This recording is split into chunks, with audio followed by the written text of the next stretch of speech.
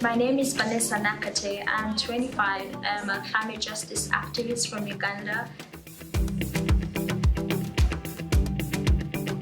And I am working to change a warming planet into a more sustainable, a more healthy, and a more cleaner planet for all of us. Vanessa, what drew you to the world of activism?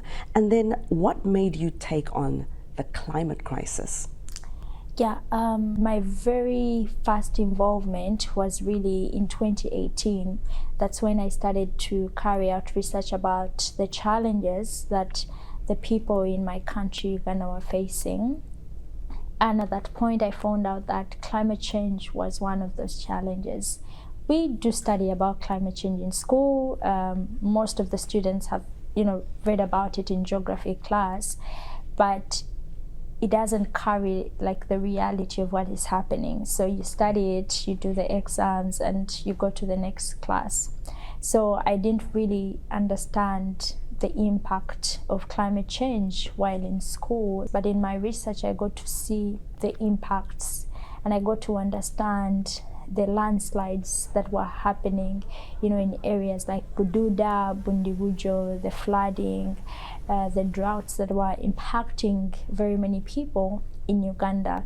That is what really triggered me to start asking questions and doing more research about what causes climate change and why is it that people are suffering right now.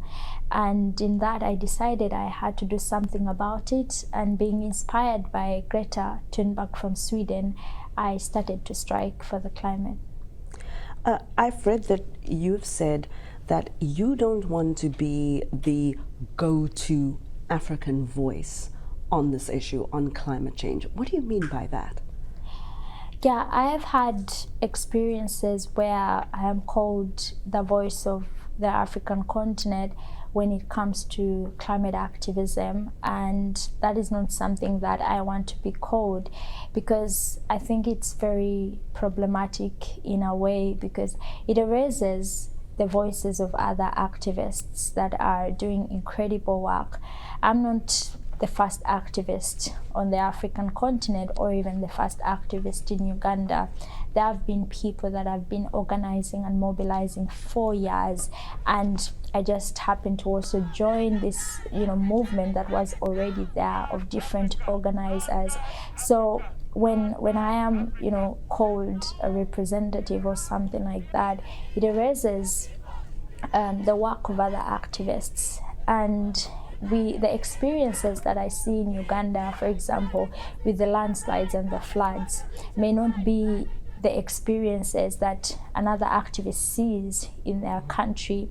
And I may carry a statistic of what is happening in Kenya or in South Africa, but I may not carry the experience. And that's why there is a need for those stories in those communities to tell, to have their own platforms, to be amplified, and for people to know that the climate movement is more than one face or two faces. It's a whole global movement with millions of activists that are organizing and mobilizing and transforming their communities. And this is something that I say so many times: every activist has a story to tell, and every story has a solution to give, and every solution has a life to change. So now you are UNICEF's newest Goodwill Ambassador. What do you plan to do with this role, and what do you think you are uniquely positioned to accomplish?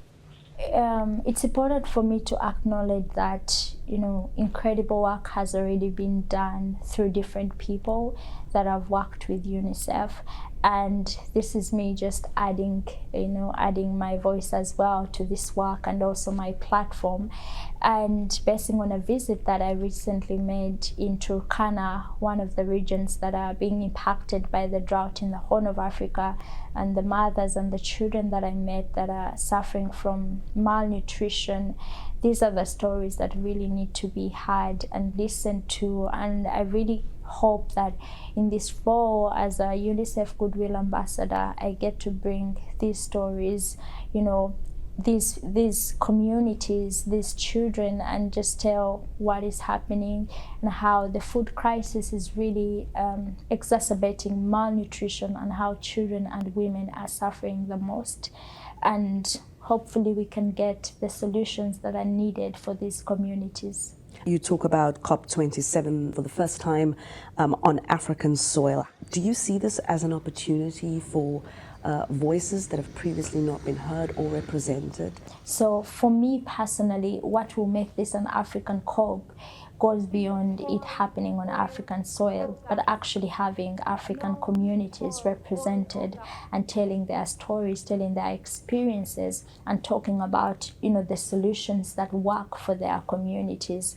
So I believe, this is an opportunity to really highlight the impacts of the climate crisis on the African continent. It's an opportunity to highlight how Africa is not responsible for this crisis, and yet people are suffering.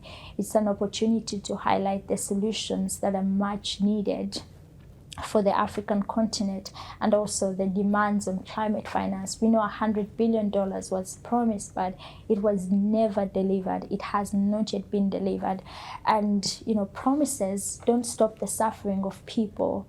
Statements made by leaders or governments, they don't stop the rise in global temperatures. Only real action does that. And we hope that at this COP27, we see real action.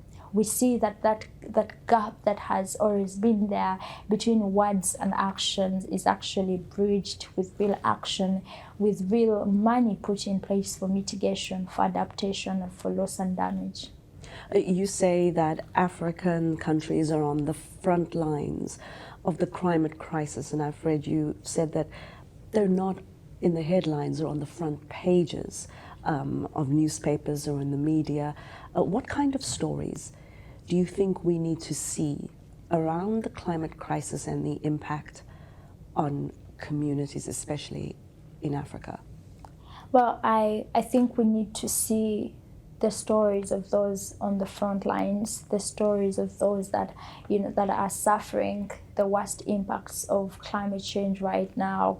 We need to see the stories of those who know that climate change is happening right now, who have experienced it right now, not stories of people who think climate change is coming in the future and we have to prepare for it.